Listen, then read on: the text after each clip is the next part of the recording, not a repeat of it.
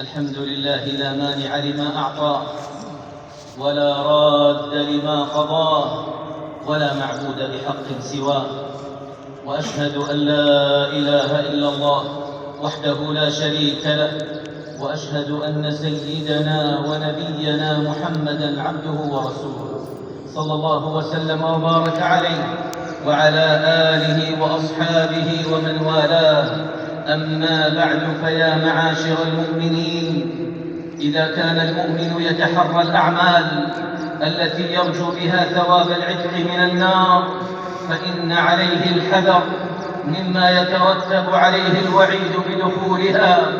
وإن أكثر ما يكب الناس في النار على وجوههم هو حصائد ألسنتهم، كما أخبرنا بذلك النبي صلى الله عليه وسلم، لأن منكرات اللسان تقوض البنيان وتفسد المودة وتنشر الضغينة وتفرق الشمل، وخاصة مع تطور وسائل التواصل التي لا يلقي لها بعض الناس كثير بال. فلذا حرمت الشريعة الغيبة والنميمة، وحثت على الذب عن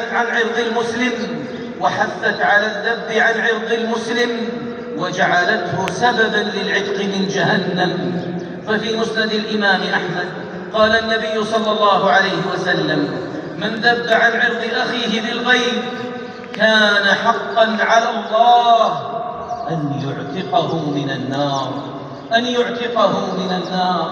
وإذا كان هذا في حق عامة المسلمين، فإنه في حق ولاة الأمر والعلماء أعظم شأنا وأجل قدرا. معاشر الإخوة، وإن من المنجيات يوم القيامة المحافظة على الباقيات الصالحات. ففي سنن النسائي عن أبي هريرة رضي الله عنه قال: كنا حول النبي صلى الله عليه وسلم فقال: خذوا جنتكم. قالوا: يا رسول الله، أمن عدو قد حضر؟ قال: لا، ولكن جنتكم من النار. قولوا سبحان الله والحمد لله ولا إله إلا الله والله أكبر، فإنهن يأتين يوم القيامة مجنبات ومعقبات، وهن الباقيات الصالحات. كما أن رسول الله صلى الله عليه وسلم أخبر عن أعمال جليلة تنجي صاحبها من جهنم. وفي سنن الترمذي قال صلى الله عليه وسلم: عينان لا تمسهما النار، عين بكت من خشية الله، وعين باتت تحرس في سبيل الله. وهذا من باب إطلاق لفظ الجزء وإرادة الكل. فعندما يتذكر المرء عظمة الله وقدرته، ويتفكر في حاله وتقصيره في حق ربه، فيبكي من خوف عقابه أو مهابة جلاله، فهو موعود بالنجاة من النار. وكذلك كل من بات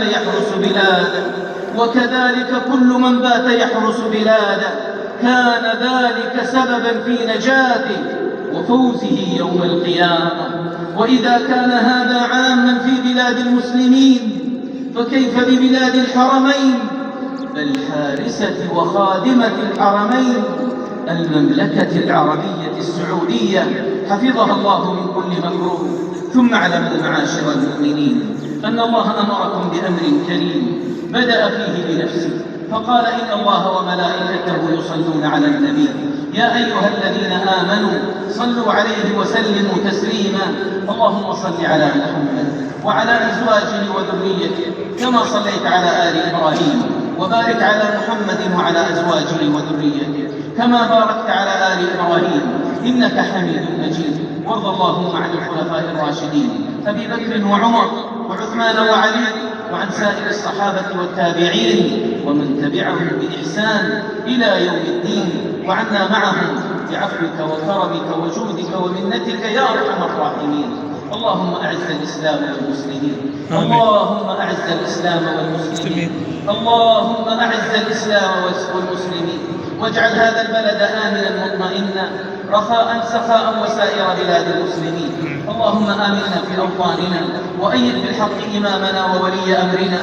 اللهم وفق إمامنا خادم الحرمين الشريفين وولي عهده الأمين إلى ما فيه عز الإسلام وصلاح المسلمين، وإلى ما فيه خير للبلاد والعباد، واجزهم عما يقدمون للإسلام والمسلمين خير الجزاء. اللهم من أراد بلاد الحرمين المملكة العربية السعودية، اللهم من أرادها بسوء فرد كيده في نحره واجعل تدبيره تدميرا عليه. اللهم إنا ندرأ بك في نحورهم ونعوذ بك من شرورهم. اللهم لا ترفع لهم راية ولا تحقق لهم غاية، واجعلهم لغيرهم عبرة وآية. اللهم احفظ علينا ديننا وقيادتنا وأمننا. اللهم احفظ رجال أمننا والمرابطين على ثغورنا. اللهم احفظهم من بين أيديهم ومن خلفهم وعن أيمانهم وعن شمائلهم ومن فوقهم، ونعوذ بعظمتك أن يغتالوا من تحتهم. اللهم حقق لإخواننا في فلسطين الأمن والأمان والاستقرار والاطمئنان. اللهم كن لهم معينا ونصيرا ومؤيدا وظهيرا. يا حي يا قيوم، يا حي يا قيوم، يا حي يا قيوم، برحمتك نستغيث. أصلح لنا شأننا كله ولا تكلنا إلى أنفسنا طرفة عين. اللهم أصلح لنا ديننا الذي هو عصمة أمرنا، وأصلح لنا دنيانا التي فيها معاشنا، وأصلح لنا آخرتنا التي فيها معادنا، واجعل الحياة زيادة لنا في كل خير، والموت راحة لنا من كل شر. آمين. وأجرنا من خزي الدنيا وعذاب الآخرة. اللهم اغفر للمسلمين والمسلمات والمؤمنين والمؤمنات الأحياء منهم والأموات. ربنا آتنا في الدنيا حسنة وفي الآخرة حسنة وقنا عذاب النار. ربنا تقبل منا إنك أنت السميع العليم، وتب علينا إنك أنت التواب الرحيم. سبحان ربك رب العزة عما يصفون، وسلام على المرسلين، والحمد لله رب العالمين. الله أكبر، الله أكبر، أشهد أن لا إله إلا الله، أشهد أن محمدا رسول الله.